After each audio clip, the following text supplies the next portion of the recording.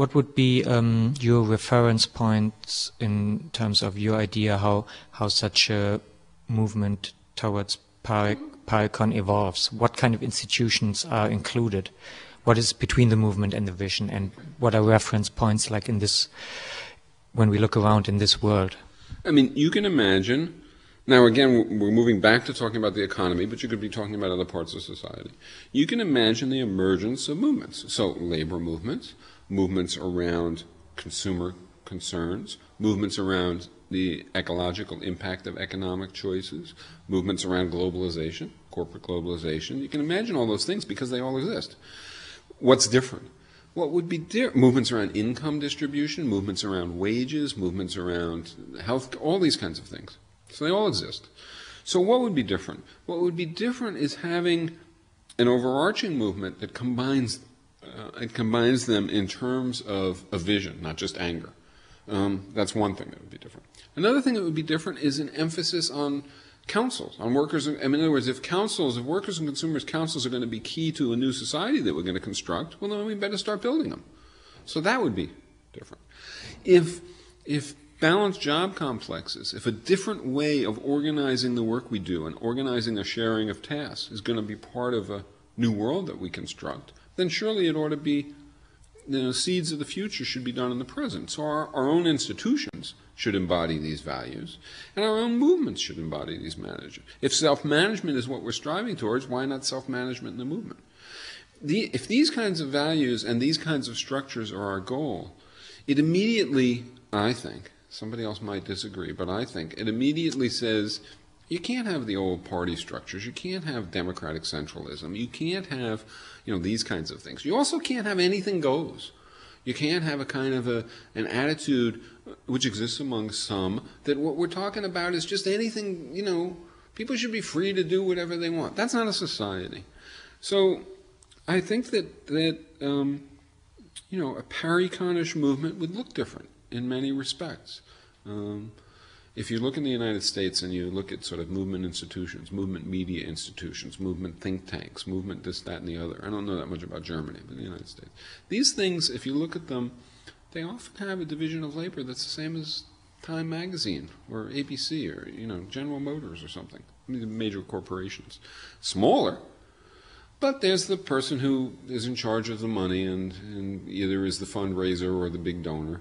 And there's the person who's sort of got the corner office, and then there's other people like that, and then there's people who clean up and so on and so forth.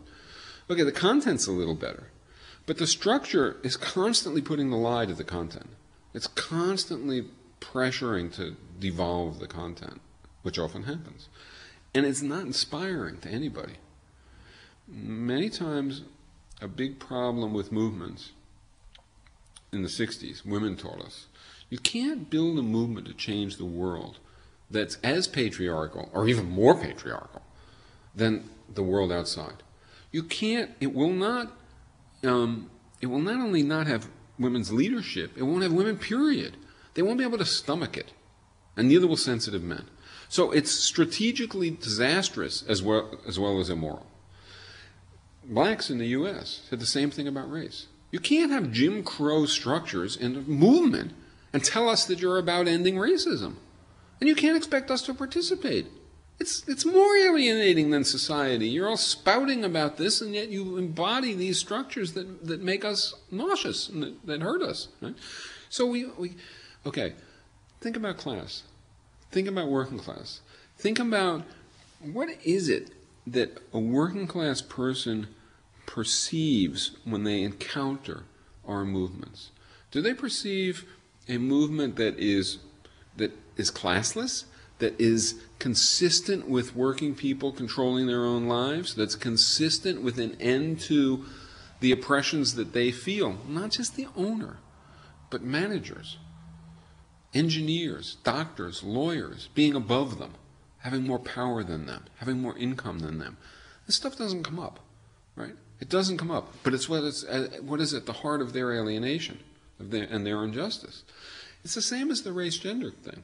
The movement, because it doesn't have a good economic vision, doesn't internally present and inspire the good economic values. Instead, it feels more like a law school, or a typical corporation in many respects, sadly, than like a movement that's about getting rid of class and elevating working people. One of the starkest examples of this that I ever encountered was the No Nukes movement. There were some great people in the No Nukes movement, etc., but there was one gigantic graphic problem, I think, that when you looked at it, which is that it was against nuclear power on grounds that nukes could, explode, that they could mess up the planet, that they could, et cetera, et cetera. It hurts everybody. Okay, well, that was true. And it was a good reason for being very, very worried about nuclear power. But most of the people in the No Nukes movement never said to themselves, what's the implication of no